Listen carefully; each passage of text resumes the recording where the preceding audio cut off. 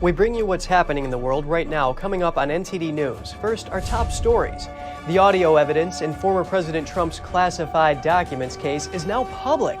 NTD's legal correspondent provides analysis. The Supreme Court rules that state courts can have a say in federal elections. It's a blow to lawmakers who wanted more control over how elections were held. In a major turnaround, Russia announced it's dropping charges against Yevgeny Prigozhin, and Russian President Vladimir Putin has high praise for the country's military. The Transportation Department grants $1.7 billion to electric buses across the country. Washington, D.C. is given the largest grant. Banks are facing the Federal Reserve's annual stress test to test their resiliency under crisis. It comes after 4 bank failures in the first quarter.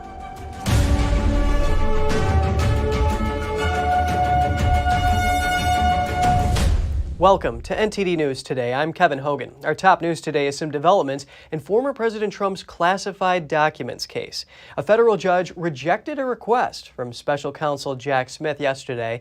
Smith asked for the list of witnesses Trump is ordered not to communicate with to be kept secret. In addition to denying that request, the judge also set a hearing date to decide how classified materials will be handled in the case. And CNN released the audio recording used in Smith's indictment. In it, Trump discusses not declassifying documents. Prosecutors consider it a critical piece of evidence.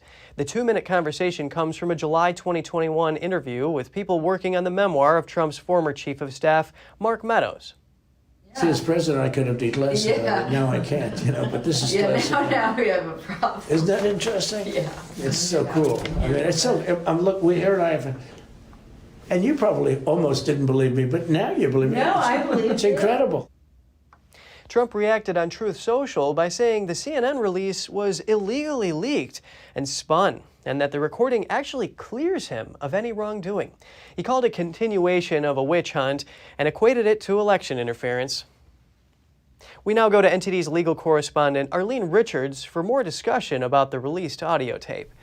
Arlene, is there anything surrounding this audio recording that would serve as an exoneration, like Trump says? Well, it's not clear to me what he means by exoneration, but I did speak to a former federal prosecutor, David Shostakis, and he seems to think that this is part of an internal matter. He thinks that maybe Trump was being painted as dangerous and crazily wanting an invasion, and so General Milley created this attack plan and submitted it to him. But Trump has said in the audio tape that he didn't request the plan.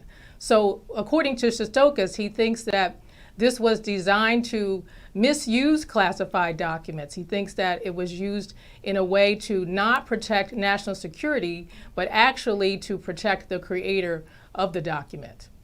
I see. And people working on the Meadows memoir presumably, of course, did not have high-level security clearance. What liability would Trump have if he did share classified information about an attack on Iran to them? Well, according to the Espionage Act, he could face a significant fine or some jail time. But I think it's important to remember that we don't know what was contained in that classified document. And according to some legal scholars, the prosecution in an Espionage Act case hinges on not whether or not the document was classified, but whether or not the information in it poses a national security risk. And even though there is some discussion about an Iran invasion or attack, we don't exactly know what the document said and how significant it is in terms of a national security risk. Arlene, is the leak illegal like President Trump says it is? Well, it could be. In this scenario, we don't know yet whether or not this evidence will be admitted at the time of trial. Now, we have a situation here where there's evidence that came from a different state. It's in New Jersey, and the actual case is in Florida. So there's not a direct connection between the two things that occurred. But President Trump has said that he declassified all the documents. And one of the elements that the prosecutor has to prove is that President Trump knew the documents were still classified and that he mishandled them. So this piece of evidence from the New Jersey situation has to come in to bolster his prosecution of this element, that Trump knew the documents were still classified, that he illegally obtained them, and that he intended to do something with them that was illegal. Now, the leak itself can be viewed as being illegal because it has not yet been brought in as evidence in the case. So here we are, we're broadcasting this information around the world about this, what seems to be an admission that he knew the documents were classified.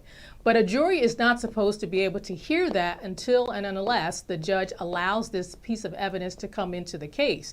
So now a potential jury has heard this or will hear this, and it kind of damages Trump's opportunities to have a fair trial, because once this has been heard and it's known, even if the judge says, forget about what you heard, forget about what you heard in the media, this is not coming in, it's already in the minds of people. So they're going to have a preconceived notion or opinion about it even before the trial even starts.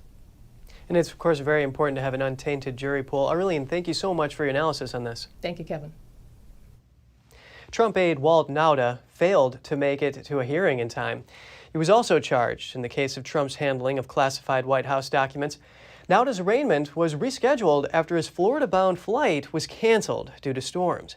He made his first court appearance with Trump earlier this month, but didn't enter a formal plea due to the lack of a local attorney during the trial. Meanwhile, a judge will decide whether Trump's New York criminal case should be moved to a federal court in Manhattan. There, Trump's team could try to get the case dismissed. Requests to transfer criminal cases from state to federal court are rarely granted. The judge is set to hear arguments this afternoon, but no immediate ruling is expected. The Supreme Court rules that state legislatures do not get the final say in federal elections. Some states were looking to keep the influence of the state courts out of elections. The decision means that state Supreme Courts will have a say in how states carry out federal elections. The case was Moore versus Harper and looked at if the state court could indeed throw out election maps in North Carolina. The state used the court-drawn maps instead of maps by the GOP majority legislature. Lawmakers complained and brought the issue before the U.S. Supreme Court. They hoped for a favorable interpretation of the independent state legislature theory that puts the power in lawmakers' hands. But the Supreme Court didn't agree. 3 justices dissented, saying the case was moot since North Carolina already changed the map back, and added this could cause more controversial elections down the road. A former Navy SEAL from Montana wants to be the state's next U.S. Senator. The Republican candidate is looking to unseat his state's only Democrat currently holding a statewide office. Tim Sheehy is also a businessman and a firefighting pilot. He's going up against Senator Jon Tester, who has served as a senator since 2007. He will enter one of the most closely watched races of the 2024 election. The outcome could determine if Republicans take back a majority in the Senate. Sheehy told Fox News he joined the military directly out of high school. He served in Iraq, Afghanistan, South America, and in the Pacific region. His wife is a Marine veteran. The couple has 4 kids. Sheehy says after he was wounded, he started several businesses. He decries the low rate of military veterans in congressional seats. A transgender state lawmaker in Delaware is running for Congress. If elected, Sarah McBride would be America's first transgender member of Congress. The Democrat has been serving as a Delaware state senator since 2020 and is now running for Delaware's at-large congressional district. The seat is currently held by Democratic Congresswoman Lisa Blunt Rochester, who is seeking higher office. McBride is currently the highest-ranking elected official in the U.S. who is transgender. And following that story, bad news for the nation's first transgender state representative. Former New Hampshire lawmaker Stacey Marie Lawton has been arrested. Lawton was accused of distributing images of child sexual abuse. Born male, he went through gender reassignment procedures to resemble a woman. Lawton won races for the New Hampshire state legislature both in 2020 and in 2022, but resigned from the state house. The recent arrest wasn't his first offense. Last November, police detained him on charges of violating a court order which banned him from posting about another person on social media. Turning to international affairs, Russian President Vladimir Putin today addressed his military after the attempted coup that took place over the weekend. Meanwhile, Russia announced it's dropping charges against the armed rebels. Here's an update on the aftermath in Russia. Russian President Vladimir Putin praised members of Russia's military and security forces in a ceremony on Tuesday. You protected the Constitution, the lives, the safety, and the freedom of our people. You saved our motherland from turmoil. In fact, you stopped a civil war. He then requested a minute of silence to honor military pilots killed in the revolt. Russian authorities on Tuesday said they have closed a criminal investigation into the aborted rebellion. There will be no charges against mercenary chief Yevgeny Prigozhin or his troops. This comes just a day after Putin on Monday said he'll bring the rebels to justice. Russia's Federal Security Service said it found that those involved in the mutiny ceased activities directed at committing the crime, so the case would not be pursued. The attempted coup was stopped after Prigozhin made a deal with Russia that allowed him to exile to Belarus in return for calling off the mutiny. However, many experts have since questioned whether Putin will follow that deal, saying Prigozhin's long-term safety is not guaranteed. And early Tuesday morning, Flight Radar 24 monitored a flight which appears to show a business jet linked to Prigozhin flying from southern Russia to Belarus. However, the media team for Prigozhin didn't confirm whether he landed there. Meanwhile, Belarus's President Alexander Lukashenko gave a speech on Tuesday. He didn't comment on Prigozhin and whether he arrived in the country, but instead criticized NATO. Today, we can clearly see a new wave of NATO enlargement and unprecedented amassing of arms by the alliance's member states in the region, including in places close to our borders. Almost daily, our border guards document various types of provocations on the state border undertaken by neighboring countries. He said that threats are coming from the West and called on his military to resist. Coming up, some closure to an ongoing scandal. America's largest bank pays accusers of sex offender Jeffrey Epstein $290 million. The accusers say JPMorgan Chase knew about their abuse. Is ESG investing on its way out? The CEO of BlackRock is avoiding the term, but an analyst tells NTD we may see more agenda-based investing just under a new name. So get that story in just a moment here on NTD News.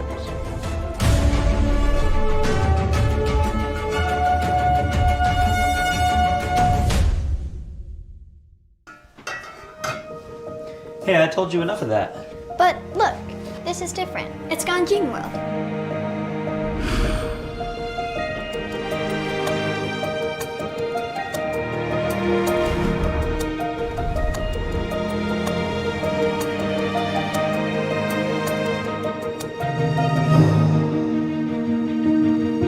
Ganjing World. Family-friendly entertainment.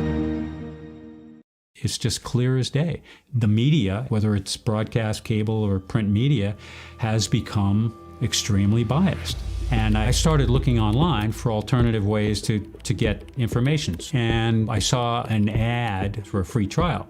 And I looked at it and I said, Epoch Times. I mean, come on, this is end of days type of stuff. I mean, what are they going to be talking about here? And I said, well, it's a free trial. Let me dig in. Is it giving me both sides? Is it giving me an objective point of view here? I have looked for opportunities to see where they might be biased, and I don't find it. It has given me a level of trust in media that I didn't think I'd ever get back. I love the Epoch Times because it has renewed my faith in the idea that a reliable, responsible, non-biased source of information is available. And I can say that I love it because of that.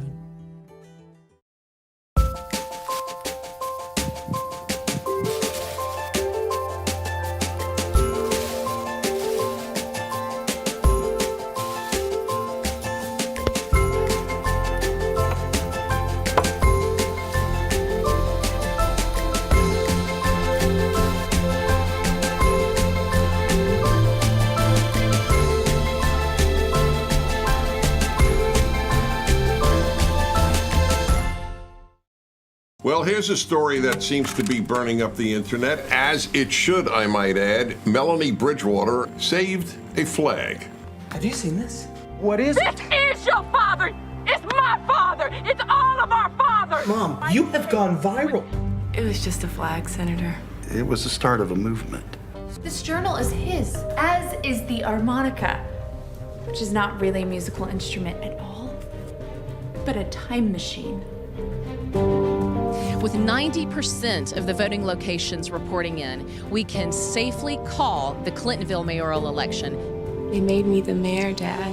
the federal government has become a haven of career politicians who lust after power and wealth, and I believe that there is a plan in place that will declare the U.S. Constitution null and void.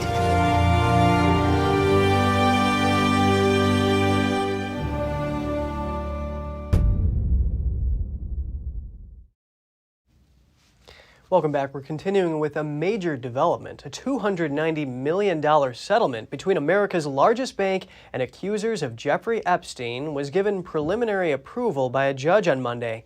The accusers are women who say Epstein abused them and that JPMorgan Chase turned a blind eye to the late financier's sex trafficking. Here's more.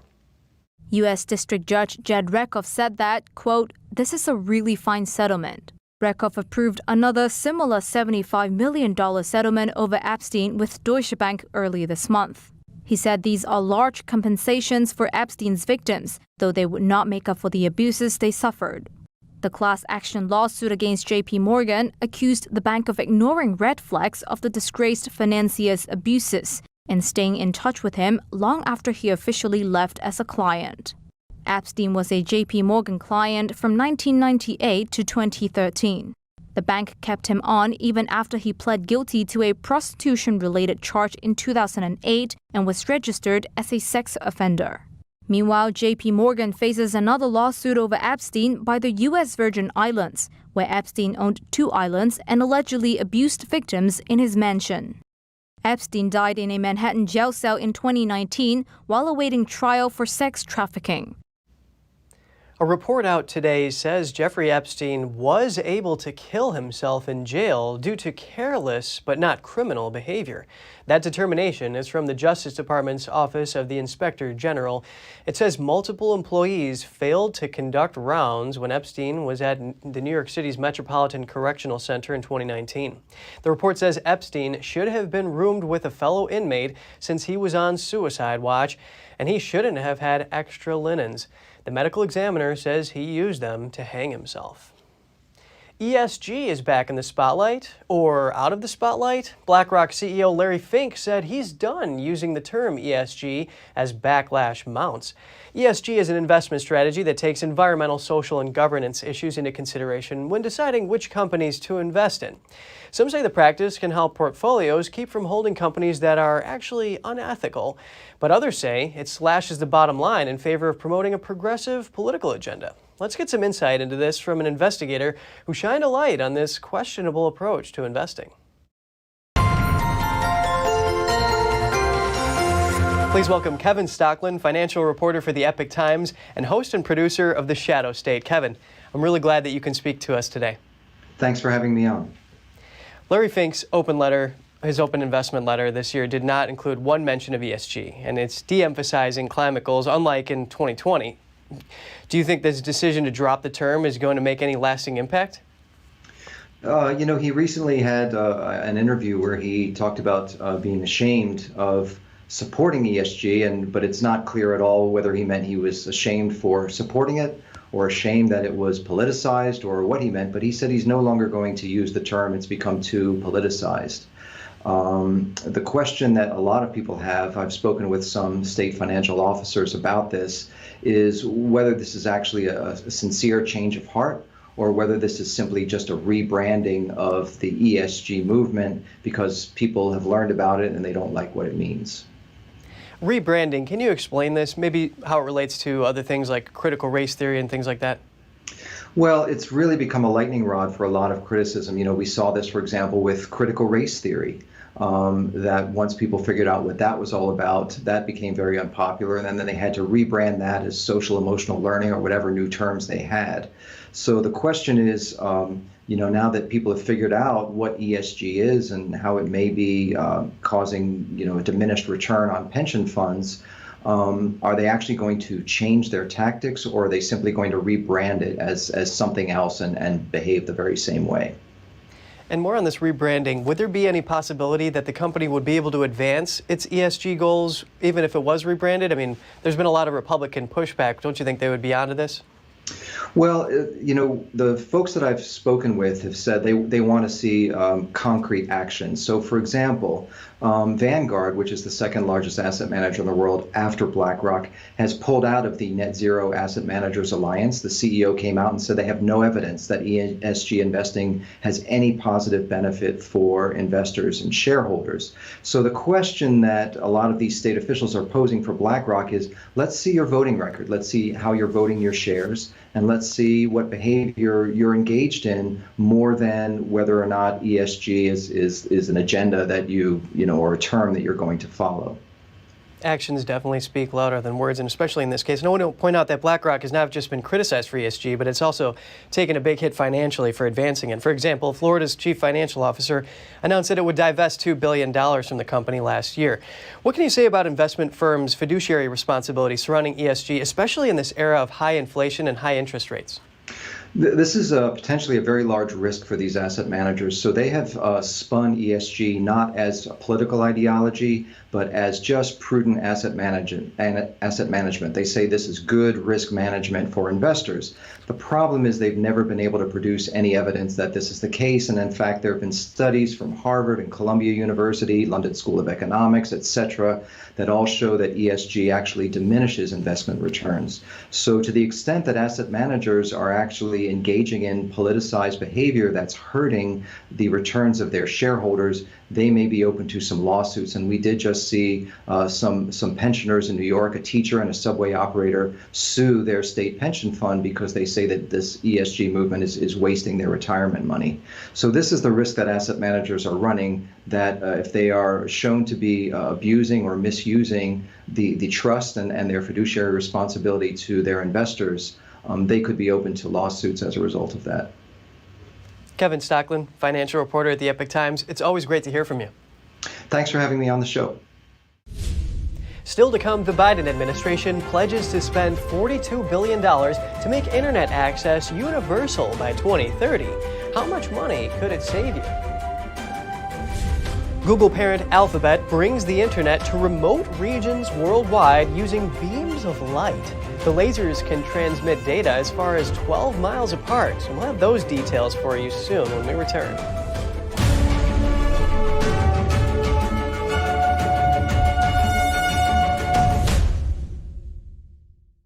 What does it mean to devote your life to the truth? Does it mean investigating communist subversion here in America? Does it mean exposing the deadly fentanyl crisis in the Midwest? Or spending late nights and covering deep government corruption? Because at a time when America's traditional values are under attack, it's the responsibility of righteous journalists to uphold truth and tradition. Good to have you back. Major American banks are facing the Federal Reserve's annual stress test this week.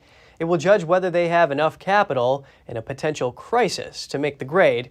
Despite the bank crisis this year, lenders are believed to have enough capital to weather a severe economic downturn, but investor payouts are expected to dip slightly. Major Wall Street institutions like Citigroup, Bank of America, and JPMorgan Chase are all in the spotlight, and smaller lenders are also receiving attention from worried investors. The Fed established the tests following the 2007 to 2009 financial crisis. It was a way to see if banks could withstand a similar shock in the future. This year's tests come after 4 U.S. regional lenders failed in the first quarter of 2023, along with the forced acquisition of Credit Suisse by UBS. The Fed will release the results on June 28th. The Transportation Department is giving 46 states and territories $1.7 billion in grant money for electric and low-emission buses. The money comes from the 2021 infrastructure bill passed by Congress. The grants will cover the cost of 1,700 U.S.-built buses. The $1.7 billion covers the second round of funding for buses and their supporting infrastructure under the bill. The first round covered $3.3 billion worth of bus projects. Government officials expect to award around $5 billion more over the next 3 years. The Biden administration said that the buses would improve public health by cutting down on diesel exhaust. The administration said the new buses will also be easier to maintain. Washington, D.C. received the largest grant award. $104 million will go towards converting a bus garage into a fully battery electric bus facility and buying a number of buses. President Biden announced yesterday that $42 billion is going out across the country to deliver high-speed internet. Could this promote economic growth and keep recession fears at bay? NTD Business's Don Ma speaks with an economic analyst. And with me now is Mark Hamrick, Senior Economic Analyst at Bankrate.com. So Biden announced a plan to spend about $40 billion on nationwide high-speed internet. He says it could help families, 19 million of them, save around $30 a month on their internet bills. So, you know, we've been talking about having a recession, but it hasn't appeared. Some are saying it's the amount of liquidity that's holding up the economy. Now, with this new bill, this new spending, around $30, wouldn't that make it even harder for the economy to experience a recession and counter to what the Fed wants? Good to be with you, Don, and thanks for having me. I think we can look at these two issues essentially in separate contexts. And what I mean by that is we're really talking about the deployment of $40 billion over a long period of time here. And economic cycles these days, let's say over the last 10 or 20 years, particularly the last 5 years, have been much more compressed in the sense of time. And so, yes, this will give a lift to the economy in the long term. And so I think what the president and the supporters of this effort are looking to do is essentially accelerate deployment of high-speed internet in a way that would have taken much more time if it had been done, if at all, by the private sector. I do think that in the intermediate or longer term, this will help people. They need to be participants in the digital economy. They need to have access to the resources that broadband will provide, and we're seeing that play out. Yeah, I mean, saving $30 more or less for families every month, I mean, that's a good thing, right? But with economics, there's always pros and cons. Would this be inflationary?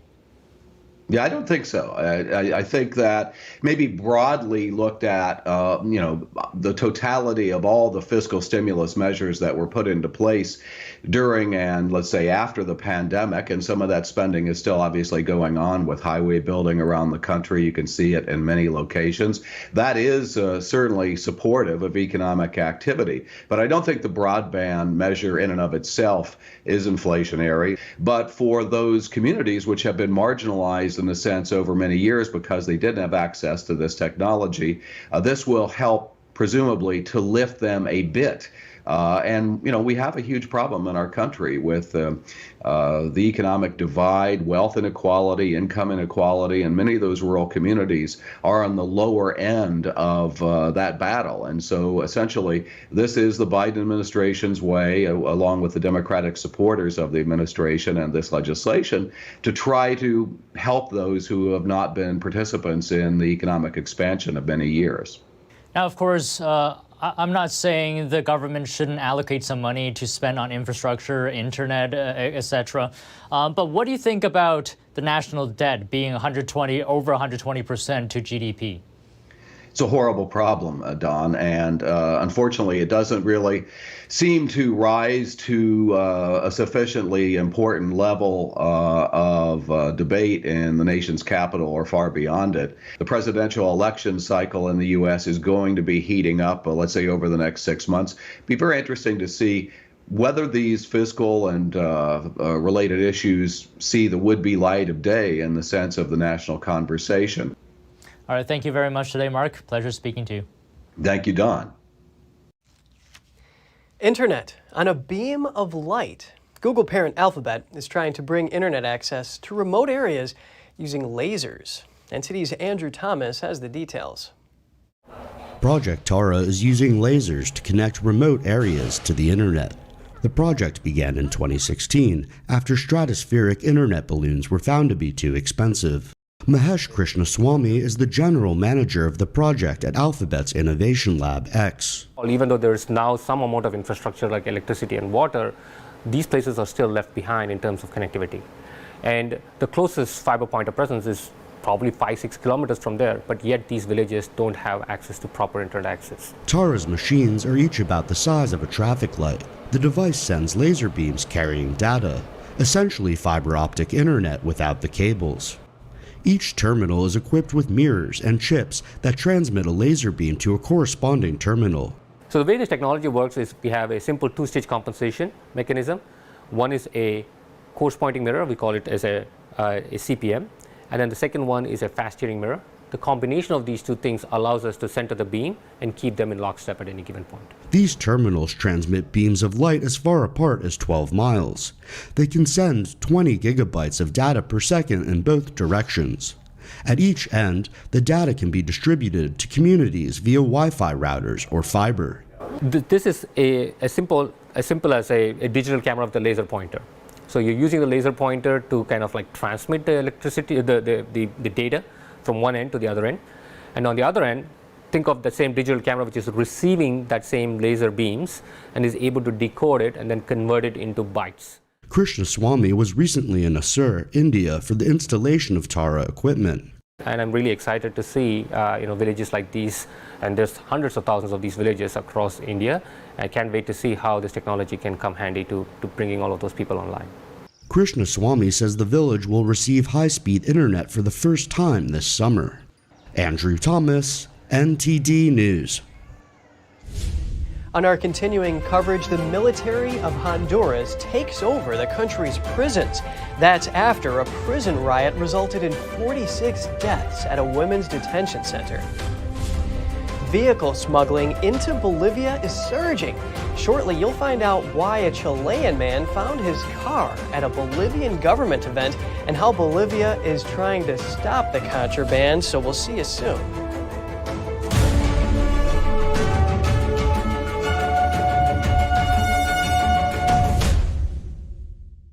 Stay tuned to get 2 rolls of alien tape free. You wouldn't stick your mother-in-law on the wall, but you could with alien tape. It just sticks. Just peel and stick to make anything stay in place quick. Brick, pavers, marble, tile, plastic, even leather. Nothing works better than alien tape. You wouldn't stick your fishbowl on a moving car, but you could with alien tape. The secret is nano-stick technology that grabs and locks on to secure one side of the surface to the other. Alien tape secures in seconds, then twist, pull, and rinse to reuse. Call or go online to get your first roll of alien tape for just $19.99, plus shipping and processing. But to make this deal really stick, we'll give you 2 more rolls absolutely free. You get 3 rolls of alien tape for one low price. Order now. To order, call 1-800-490-1364 or go to tryalientape.com. So call 1-800-490-1364 or order online at tryalientape.com.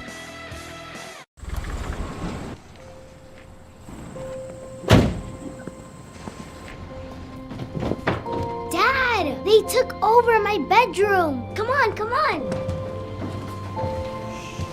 Okay, Dad. 1, 2, 3.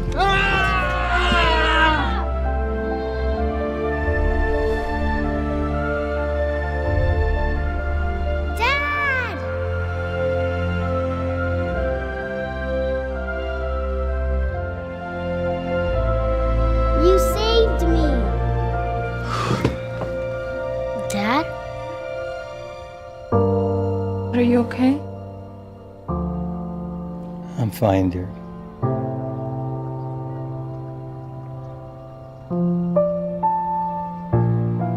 Your hero needs you now, and AARP is here to help. Find the care guides you need at aarp.org/caregiving.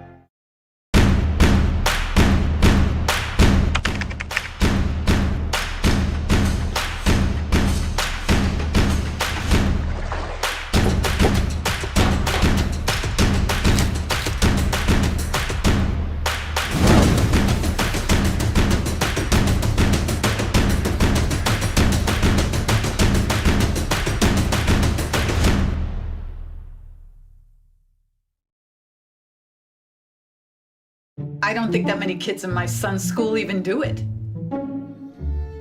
He makes fun of his friend who vapes. He would never try it. She's into soccer. She's on the honor roll. She's just not the type. No way. No way. No way. No way, my kid would never vape. Get your head out of the cloud. Today, nearly 8,000 kids will start vaping. Maybe even yours. Learn about the dangers at talkaboutvaping.org.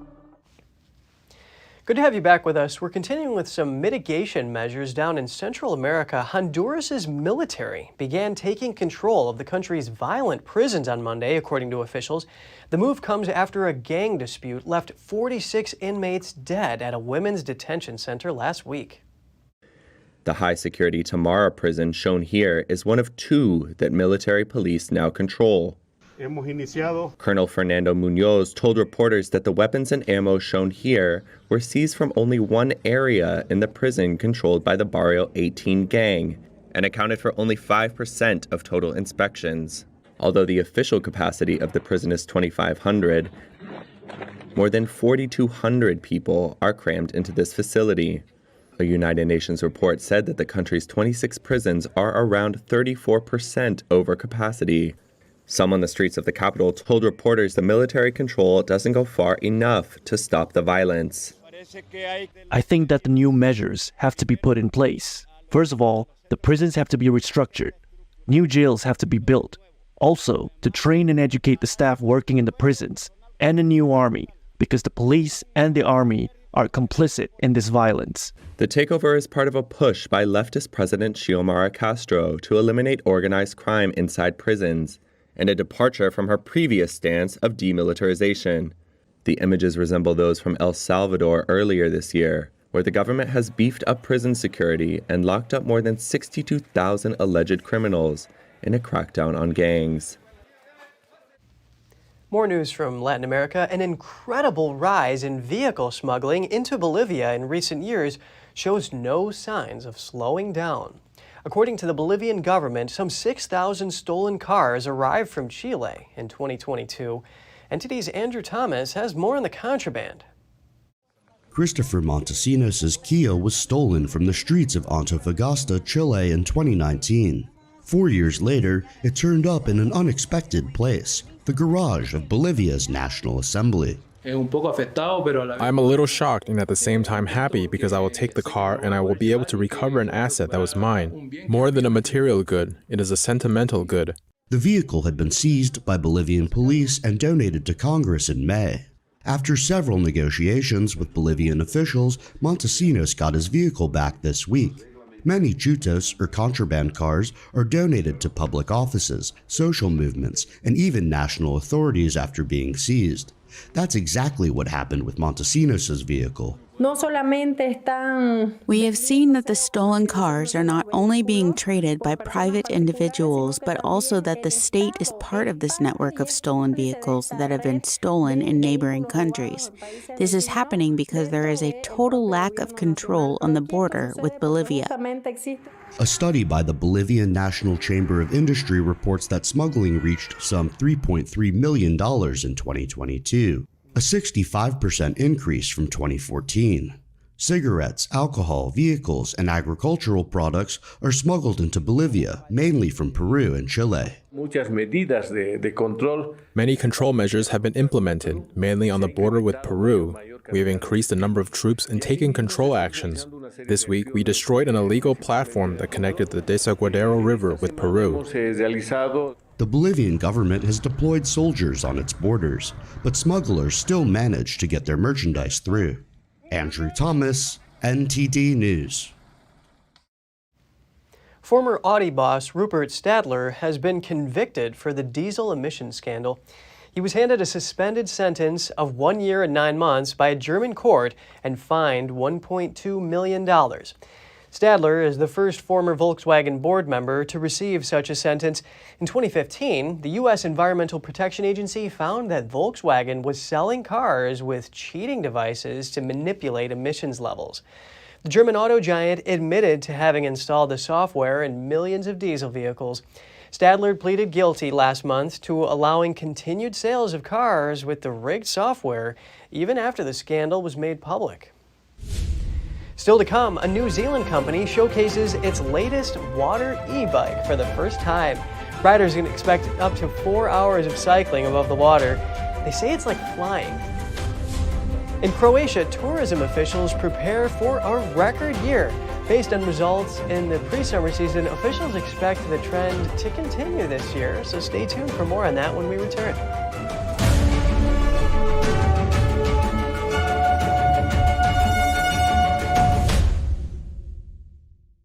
The stories that need to be told, the voices that need to be heard, the truth that you need to see. Get unbiased and in-depth news. Don't miss a beat. I'm Stephanie Cox. At NTD, we're here for you. Welcome back. New Zealand, a company in New Zealand is looking to outshine jet skis with water e-bikes. But it's expensive and a little difficult to transport. NTD's Andrew Thomas has the details on the new Aqua bicycle at an event in France. Cyclists on the water are not a common sight, but New Zealand-based company Manta 5 could change that. It's showcasing its latest water e-bike for the first time. We have been told by others that this could be an alternative to what we typically see in jet ski-like products. So the key points of difference is that our bike has no emissions, no wake, you don't need a trailer, it's super easy to ride. The Manta 5 SL3 is the company's second-generation water e-bike. Riders can expect up to 4 hours of cycling above the water, but riding it comes with a cost. For the €10,000 price tag, it's not dissimilar to that of a high-end e-bike that you would get for the road. However, this bike too it's customizable in that you can adjust it for different size riders. So you could buy one bike for the whole family, from dad to 16-year-old son and daughter.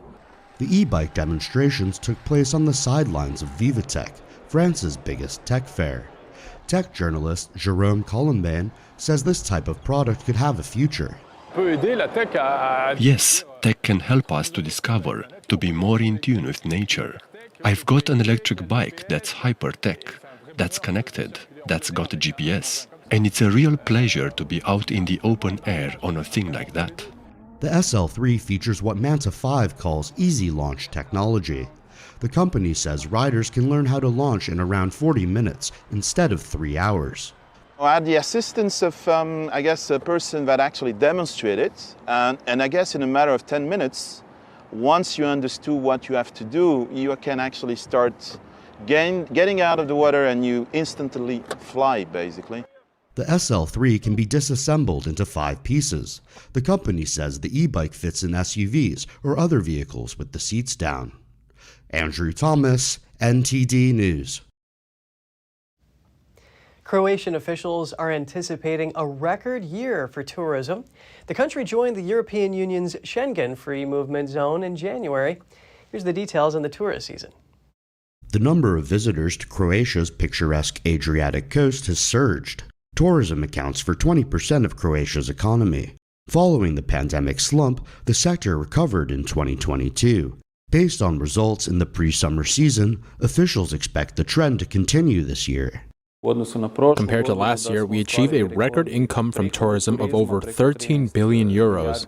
This income was the basis for the continuation of tourist trends. I would say financial flows this year as well, and it is expected that this year it will also be a record year in the financial sense. The director said overnight stays were up 11% compared to 2019, which was a record year for visitors.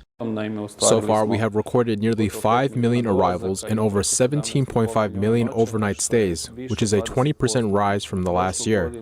Even compared to the record year of 2019, we are now seeing excellent indicators, namely in overnight stays. The industry raked in a record revenue of over $14 billion in 2022. This year could bring in even more, now that the country is part of the visa-free European zone called Schengen. In the first 5 months of 2023, tourist traffic was actually more intense on the weekends, and this is certainly a direct consequence of Croatia's entry into Schengen. We have never been closer to our emission markets such as Slovenia, Italy, Hungary, Austria, and Bavaria, from where the largest number of visitors have arrived in the pre-season period. Locals in Zadar say the historical Adriatic town is perfect for a quick visit. They add that it's also great for family vacationers. Zadar is a perfect location for day trips. We are surrounded by 4 national parks and several nature parks. In fact, Zadar is a perfect destination for family tourism if you want to visit nature and natural beauty.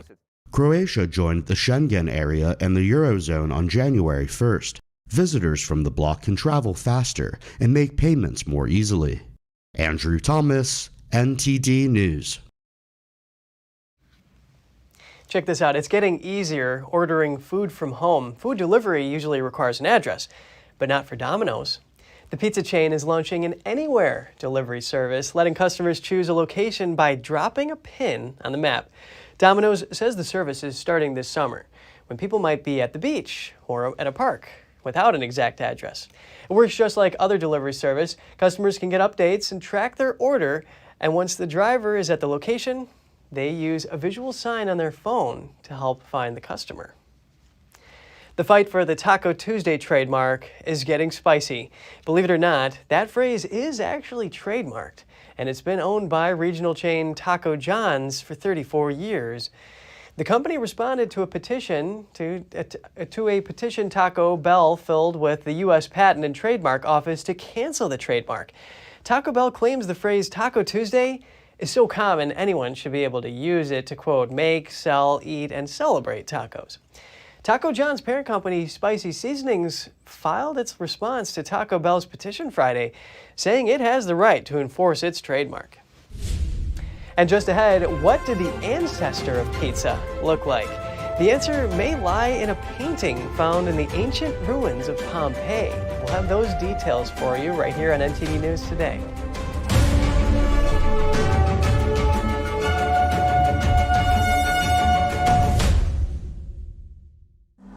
Life doesn't always give you time to change the outcome.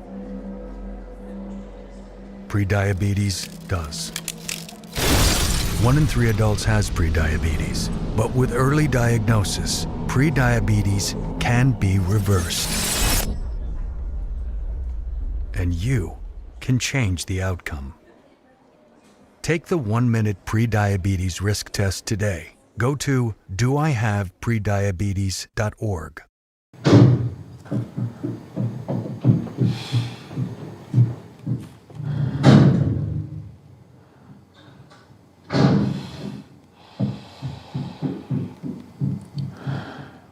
I love you!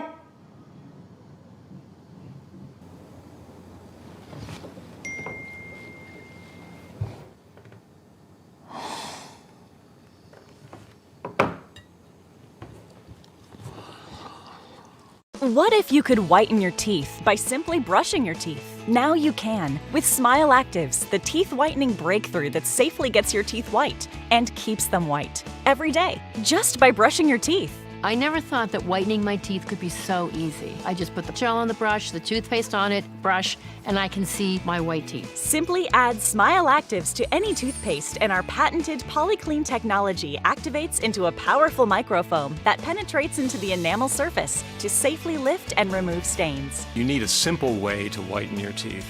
Without strips, without trays, without going to the dentist. And it was about time that a product was developed that you would be able to do that with just brushing. And now, Smile Actives is even better with new Pro Whitening Gel with 33% greater whitening power, clinically shown to whiten teeth faster, up to 8 shades. 100% of users saw whiter teeth. On food stains, coffee and wine stains, even on veneers, crowns, and dentures. I eat the blueberries, I drink the coffee, and I know that Smile Actives will keep my teeth white every day. If you could use something so easy like Smile Actives to take yellow teeth to white teeth, why wouldn't you? Why spend hundreds of dollars for whitening treatments at the dentist when now you can whiten your teeth with new Smile Actives Pro Whitening Gel every time you brush your teeth? Call or go to smileactives.com and for a limited time get new Pro Whitening Gel for just $24.95.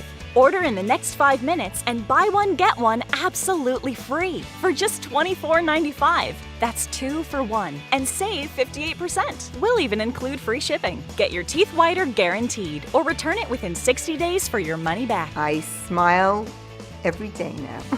The difference is literally night and day. So now I'm always smiling, always choosing, because now my teeth are much whiter. This offer is not available in stores, so call or click now before the special buy one get one free offer goes away. Good to have you back with us. You're just in time for a recall alert. You may want to check your freezer for frozen organic pineapple. Scenic Fruit Company says its organic tropical fruit blend with pineapple has the potential to be contaminated with Listeria. The recall is being initiated due to a similar problem with Sunrise Growers' frozen fruit products. The organic tropical fruit smoothie blend was sold at Trader Joe's nationwide. It was also sent to health food stores in California, Illinois, Indiana, Florida, Maryland, Oregon, and Texas. The bacteria can cause serious and sometimes even fatal infections in young children, elderly people, and those with weakened immune systems. The FDA advises if you have this product, throw it away or return it to the store for a full refund. A team of researchers has discovered an ancient Mayan city in a dense southeastern jungle in Mexico. The Institute of Anthropology and History of Mexico says the site contains a number of cylindrical rock posts. Researchers therefore dubbed this ancient city with a Mayan word meaning stone column. The expedition's archaeologists explained that the monument covers more than 123 acres. According to the expert, it was an important center during the classical period, but suffered alterations over the years. A new discovery at the ancient ruins of Pompeii. A fresco there may give a hint as to the ancestry of the traditional Italian food, pizza. The mural was found in the atrium of a house with a bakery attached. As depicted in the painting, next to a wine glass, a flatbread serves as a holder for various spiced fruits and sauce. This kind of image was inspired by the welcome gifts offered to guests. Despite the similarities, experts say the food in the picture isn't real pizza.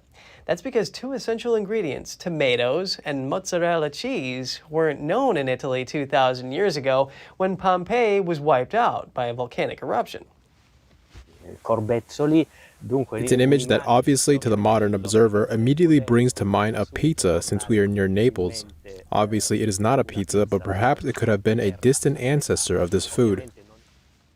The ancient city of Pompeii is adjacent to Naples, the home of pizza. The Pompeii site wasn't discovered until the 16th century. It has recently seen a burst of archaeological activity aimed at stopping years of decay and neglect. Also in Italy, authorities are hunting for a tourist who defaced the walls of the landmark Colosseum. That was after this video was posted online. A tourist was filmed scratching his and his girlfriend's names with a key on the Colosseum's inner wall. He appeared smiling, even as the author of the video reprimanded him. Italy's culture minister vowed to punish the tourist, calling his move very serious and uncivilized. If found, the man could face a minimum fine of more than $16,000 and up to 5 years in prison. Rome's famed Colosseum has suffered repeated vandalism with dozens of tourists caught in recent years. Turning to a key discovery in space, NASA says astronomers have detected a crucial carbon molecule for the first time using the James Webb Space Telescope. The compound is called methyl cation, or CH3+. It was discovered in a star system about 1,350 light years away from Earth in the Orion Nebula. Scientists say carbon compounds are important because they act as the foundation for life as we know it. The new discovery could someday help researchers determine if life exists elsewhere in the universe. We often reach for painkillers to deal with headaches. However, there are better options. Here are 5 natural remedies that you most likely have in your fridge or cupboard from NTD's Gina Marie.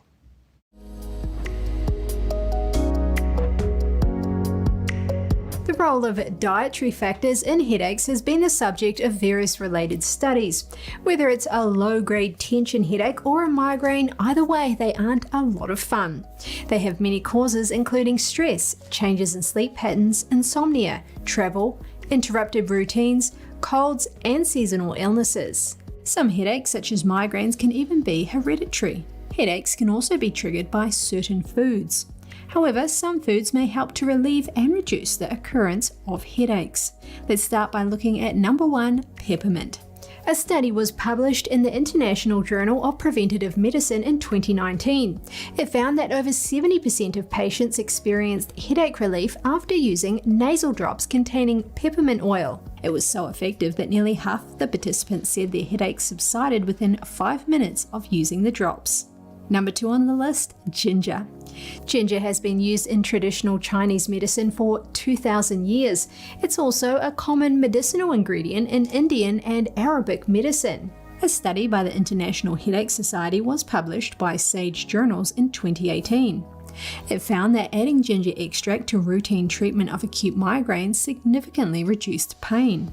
It was also more effective than conventional therapy alone. Number 3, consider pumpkin seeds and magnesium-rich foods. Multiple journals show relationships between magnesium deficiency and mild to moderate tension headaches and migraines. Double-blind, random placebo-controlled trials found that magnesium can relieve headaches. The trials also found that in many countries, medical guidelines recommend oral magnesium when treating headaches. In addition to pumpkin seeds, leafy green vegetables are also rich in magnesium, particularly spinach. Number 4 on the list is yogurt. Plain yogurt contains high levels of riboflavin. This can reduce the number of migraine attacks in patients. Riboflavin, or vitamin B12, is an essential nutrient. In a randomized, controlled trial over a 3-month period, participants took 400 milligrams of riboflavin, 600 milligrams of magnesium, 150 milligrams of coenzyme Q10, and multivitamins. It improved their migraine symptoms. And finally, number 5 on the list, everyone's favorite, coffee. Caffeine is considered to be a valuable and safe supplement for the relief of headaches. A study was published in the Journal of Headache and Pain in 2012. It found that a mix of 1,000 milligrams of paracetamol and 130 milligrams of caffeine was as effective and as safe. It was effective and as safe as taking 50 milligrams of oral sumatriptan when treating headaches. However, overusing caffeine may lead to chronic migraine. So to recap, if you want to deal with headaches, consider peppermint, ginger, pumpkin seeds, magnesium-rich foods, plain yogurt, and coffee.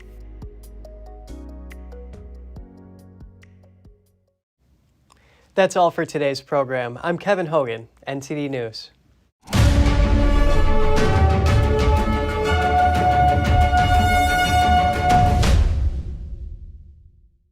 Thanks for watching us on YouTube. Did you know YouTube only keeps selective videos on its platform? So if you want to make sure you get the full picture, just subscribe to our newsletter. Go to newsletter.ntd.com and sign up. It's free.